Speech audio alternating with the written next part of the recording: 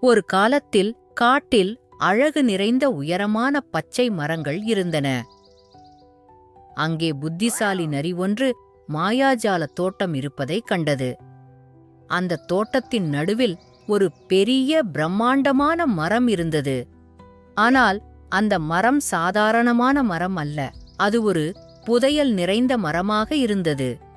நரி ஆர்வத்துடனும் உற்சாகத்துடனும் மரத்தை நோக்கி நடந்து சென்றது.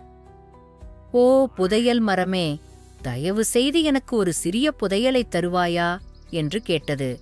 மரம் நரிக்கு மெதுவாக பதிலளித்தது. நான் என் புதையல்களை நேர்மையான மற்றும் கருணை உள்ளவர்களுக்கு மட்டுமே தருவேன்.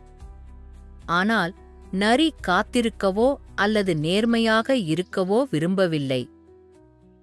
நரி ஒரு எளிதான வழியைப் பற்றி யோசிக்கத் தொடங்கியது.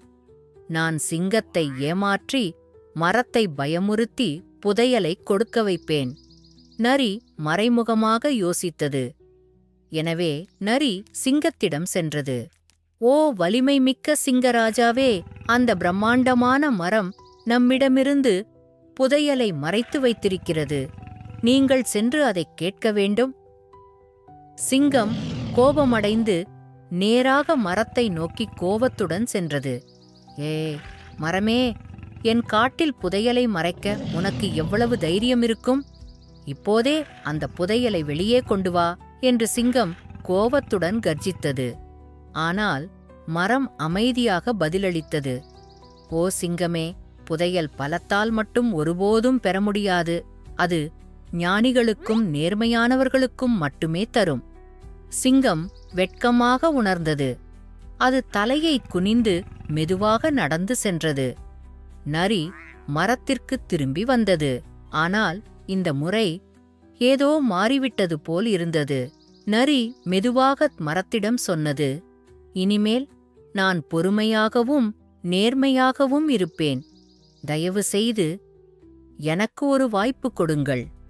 நரி உண்மையிலேயே மாறிவிட்டதை மரத்தால் உணர முடிந்தது.